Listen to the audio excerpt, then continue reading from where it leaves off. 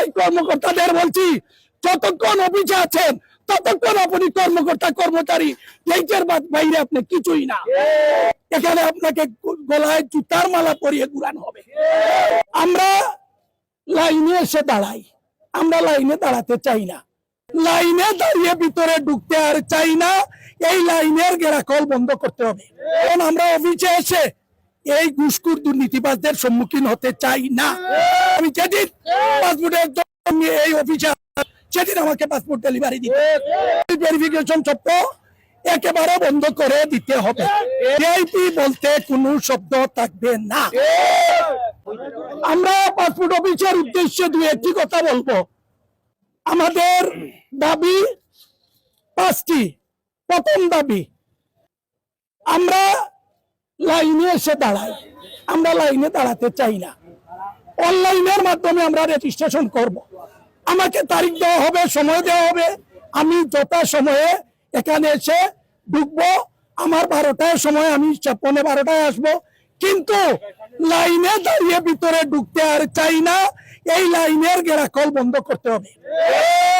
অনলাইনে রেজিস্ট্রেশন হবে, সেই অনলাইনে রেজিস্ট্রেশনের মাধ্যমে আমরা এখানে আসব, আমরা এসে নিজেদেরকে উপস্থিত করব।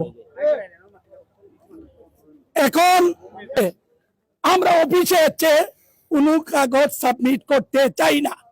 অনলাইনের মাধ্যমে আমরা আমাদের কাগজ স্ক্রিনশট নিয়ে আমরা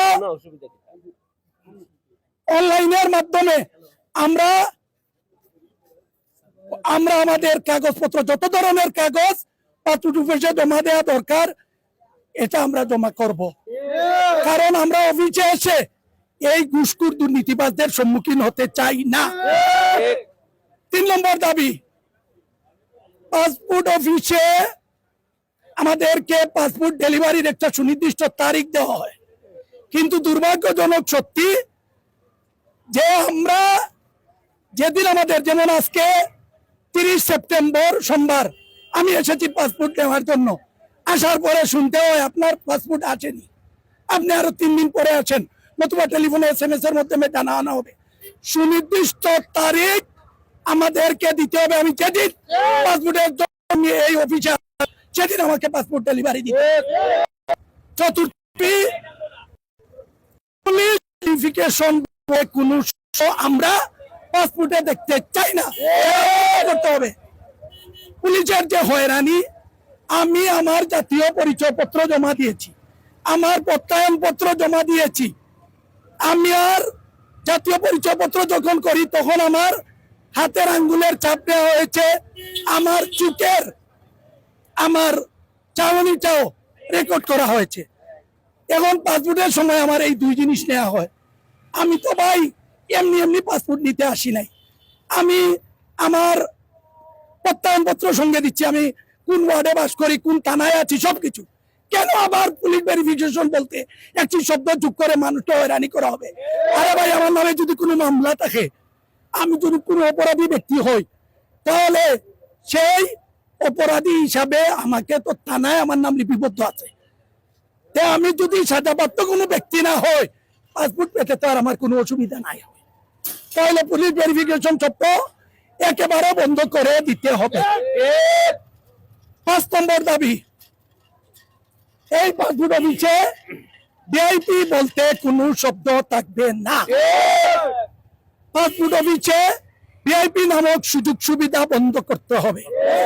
আমি লাইনে দাঁড়ালাম, আমি অনলাইনে রেজিস্ট্রেশন করেছি, দেখা গেল সিলেটের কোনো ঊর্ধ্বতন ব্যক্তি, কোনো এমপি, কোনো উপদেষ্টা, কোনো এমপি, কোনো উপজেলা চেয়ারম্যান, উনাকে পাঠিয়ে দিলেন পরিচালকের রুমে, পরিচালক জানিয়ে দিলেন তার পাসপোর্ট হবে। এই ধরনের কোনো ভিআইপি সার্ভিস থাকবে না। 5টি দাবি আজকের পদযাত্রার আমাদের মূল উদ্দেশ্য। প্রথম দাবি, অনলাইনের মাধ্যমে আমার রেজিস্ট্রেশন। দ্বিতীয় দাবি, অনলাইনের মাধ্যমে আমার কাগজপত্র সাবমিট। তৃতীয় দাবি, আমার যে তারিখে পাসপোর্ট ডেলিভারি হওয়ার কথা সে তারিখে আমার যেন ডেলিভারি হয়। চতুর্থ দাবি, পুলিশ ভেরিফিকেশন বন্ধ করতে হবে।